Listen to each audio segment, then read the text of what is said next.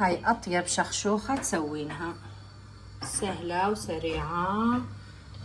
هلو، اليوم نسوي طبق تقليدي، هو طبق شايع بزاف في قسنطينة، احنا نديروه يعني نسوونه. هي الشخشوخة، هي يعني هاي عبارة عن عجين هيك يديروها في البيت. عنا نجيو المكونات: دجاج، لحم، بصل، ثوم. يعني الكمية هاي اللي سويتها تبع الشخشوخة هي 900 غرام. بصلة تكون كبيرة، 3 حبات ثوم، حمص، اللي يريد ما يحب يحط الحمص ما يحطوش، بهارات، عنا ملح وفلفل أسود، طبعا زيت، وعنا طماطم معجون. هاي الكمية تبع الصوص. أول شيء طبعا نقشر البصل، قشرينه،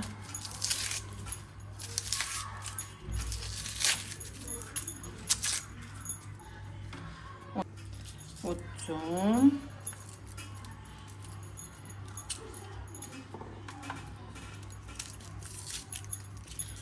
يعني قاعدة أصور لكم كل شيء بالتفصيل، يعني اللي تريد تسوي على طريقتي ترى الأكل كلش طيب.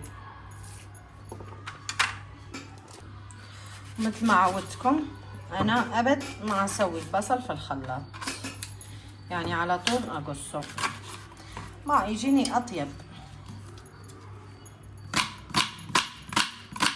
أصلا البصل يدوب ترى في الطبخ، والثوم كمان نفس الشيء. يعني قلت لكم أنا ما أحب الخلاط. هاي البرمة، شوفوا البرمة ومعها الكسكاس.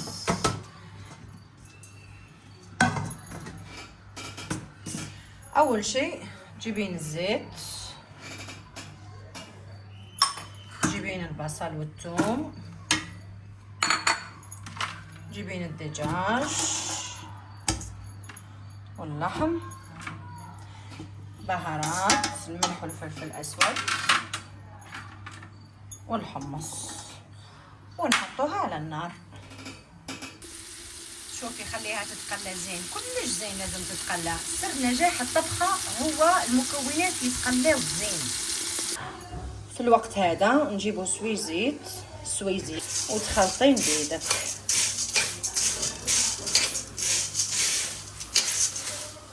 هو ترى العجين كله يتسوى باليد، انا راح اكلها لانه هيك.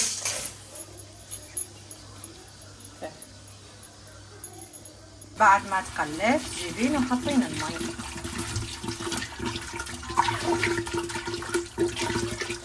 المي يكون دافي شوي. بعد ما حطينا المي حطين الكسكاس. في الوقت هذا نحضروا الخضرة. ماكو شخشوخة، يعني ما كان شخشوخة بدون خضرة. عنا الشجر، جريوات، والجزر، وكربوت، فلفل حار.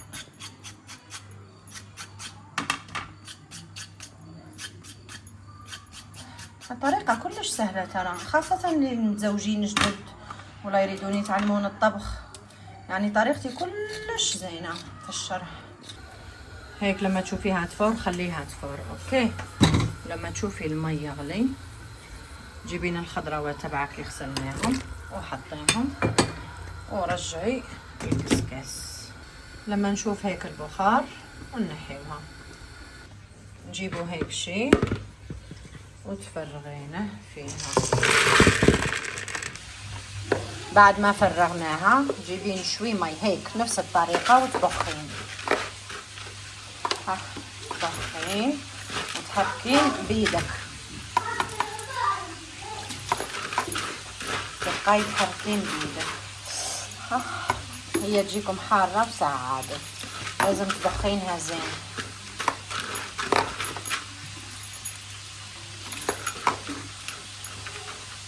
بعد ما بخيناها زين بالمي نرجعوها في الكسكاس.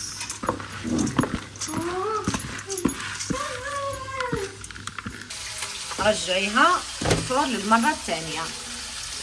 في نفس الوقت حاطين الفلفل مقلي. تعرفين الشخشوخة، تريدة، النعمة، كسكس، هاي كله فلفل حار. هسا نحطو طماطم.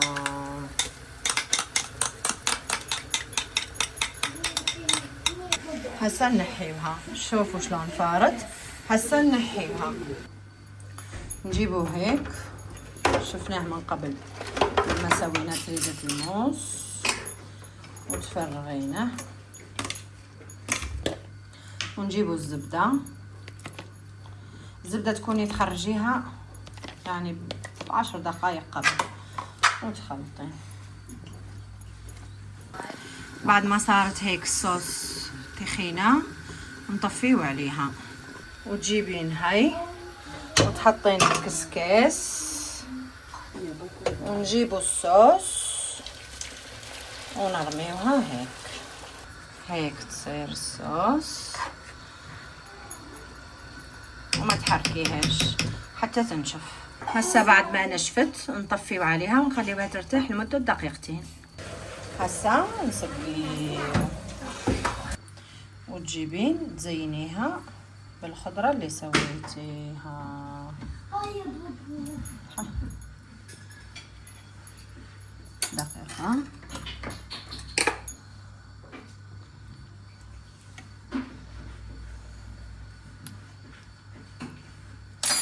بعدين تجيبين الحمص تحطينه في النص، وتحطين دجاج